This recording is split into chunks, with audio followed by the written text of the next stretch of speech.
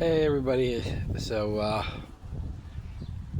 Yesterday was Ozzy Osbourne's last performance ever. I gotta tell you, I got I got pretty emotional. You know, everybody says, "How can you get emotional about someone that you don't really know?" Let me explain something. When you grow up with a childhood where it's a lot of loneliness and being bullied and picked on, you turn to other things in life. You turn to movies. You turn to music, and you know, when I had my old Walkman, yes, I'm dating myself. Sorry for the noises in the background. But when I used to put on my old Walkman with the headphones, and it's like, I'll just blast my boombox. I'm really dating myself. I turned to music a lot. Yeah, movies were great if I wanted to just lay down and just relax and just turn on a great horror movie. Was a great escape from me. But music, I could take on the road. We didn't have like Netflix back then, so you know, we relied on our boombox and plugging your headphones and just jam away. And the soundtrack to my life, a lot of it was Ozzy Osbourne, Black Sabbath, and Ronnie James Dio, who's now passed. This was the soundtrack of my life. So to see Ozzy playing one last time, and I didn't get to see the whole concert. I got to see clips and who appeared and who paid tribute. But the one performance that got me so emotional was My Mom Coming Home. Because, he's basically saying, like, in this case, I think Mama is more reference to just going home and saying, I've done all I can, and now it's time for me to relax and live the quiet life. And so it was a goodbye. It was a true goodbye. And I look back, and Black Sabbath was formed in 1968, I believe. And they left us with some amazing songs. Black Sabbath's one of those groups that was always tried to replicate, but you could never duplicate. They had that raw sound. They were heavy metal before heavy metal was a term. You could almost say that they were the revolution to what we now call as heavy metal. Because think about the 60s. It was all about Flower Childs and peace, love, harmony. And then you got this band that says, generals gathered in their masses, just like witches at black masses. And you knew this was something different. Paranoid, Iron Man, Sabbath, Bloody Sabbath, Sweet Leaf. I don't have enough time to name all the songs that these guys put up. Fairies Wear Boots. And man, from 70 to, I think Ozzy left in 78, 79. They ruled the 70s. You couldn't talk about heavy music without mentioning Black Sabbath. We had a lot of bands that were influenced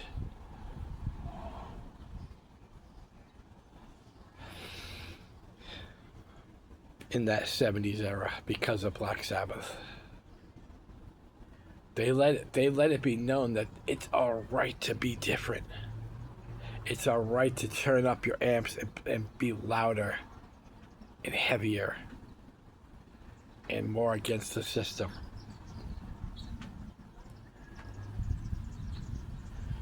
And then, of course, we fast forward to Blizzard of Oz, Ozzy's first solo album, and the incredible, and I don't mean no disrespect to Tony Iommi. Tony Iommi set the standard for what it was to be a heavy metal musician. But when Blizzard of Oz came out, we got the never ever duplicated Randy Rhoads. Once again, Ozzy goes out and finds these musicians that are influential to that next generation. How many people could say that they tried to play Crazy Train as their first song?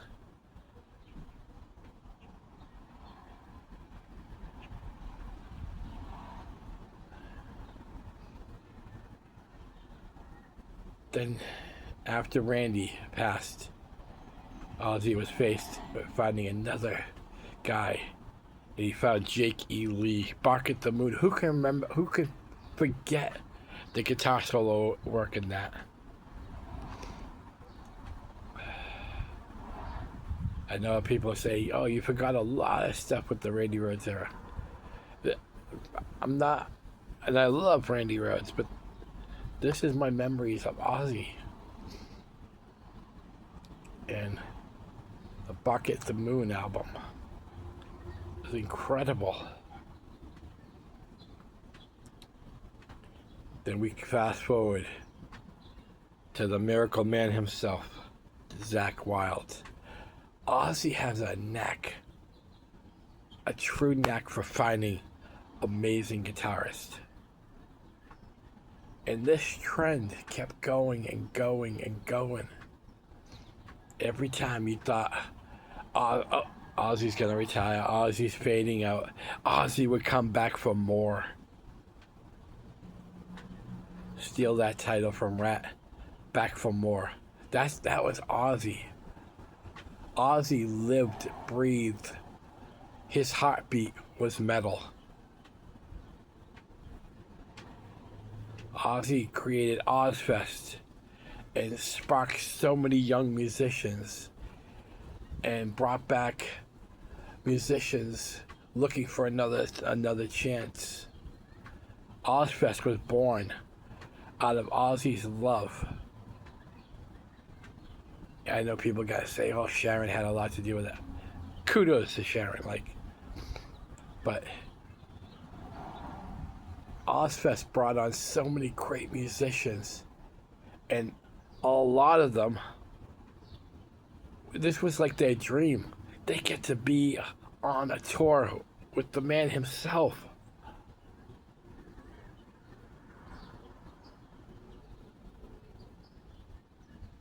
Ozzy had a great way of reinventing himself all the time while still staying true to metal.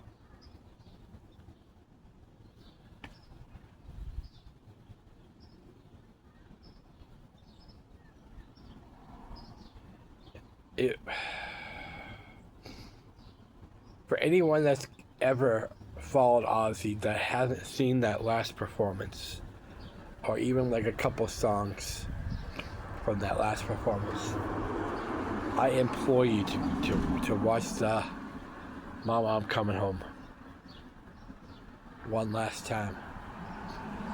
And you can see Ozzy got really emotional when the concert was over, because this is it. This is all Ozzy's known since 1968, creating music for the masses.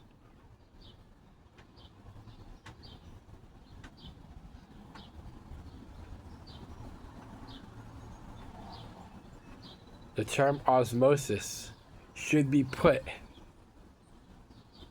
in the dictionary. Osmosis to me means a true big time fan of Ozzy. Like Kiss has Kiss Army. And there's some amazing tribute bands up there that I guarantee are probably emotional right now like I am. That this is the man that they wanted to honor. And for one last time, Ozzy wanted to honor us, the fans.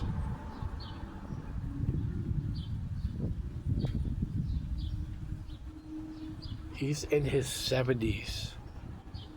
Is still caring more about giving us the proper goodbye.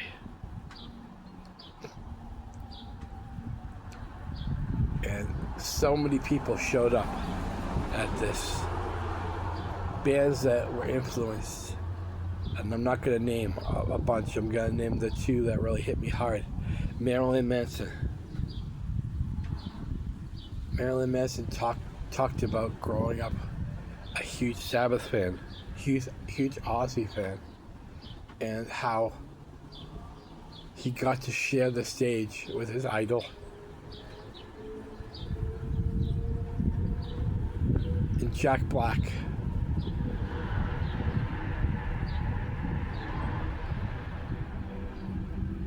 You know, everybody talks about School of Rock was just a movie. Jack Black was School of Rock. He's one of the first guys ever to get Led Zeppelin to approve using their song. He didn't want to use it unless it was okay with Zeppelin.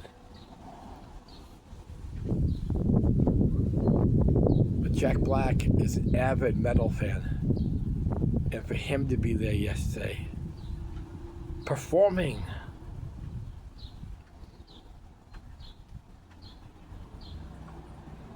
Judas Priest was there. Because Judas Priest knows that Ozzy paved the way for what later would be called heavy metal.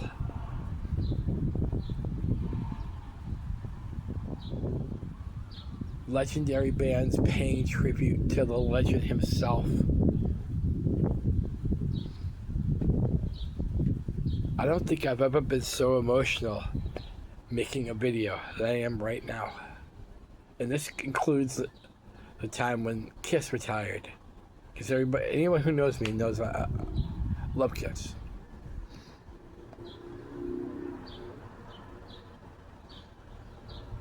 But Ozzy, even if you're not a heavy metal fan, everybody knows who Ozzy Osbourne is. It's like if you're a wrestling fan, not a wrestling fan, you still know who Hulk Hogan is. You know who Stone Cold Steve Austin is. This is Ozzy fucking Osbourne. The godfather of metal. Ozzy, I know you'll probably never ever see this video. I hope someone that has worked with you sees it. Or even if you see it yourself and someone sends it to you when you see it. I want you to know one thing. You will always be the godfather of metal. You will always be the major influencer of what we call heavy metal now. You'll always be a legend. We love you, Ozzy. Thank you. Thank you for 55 plus years of the soundtrack of our lives. Everything from Paranoid all the way. Let me hear you scream. Thank you. Much love, Ozzy.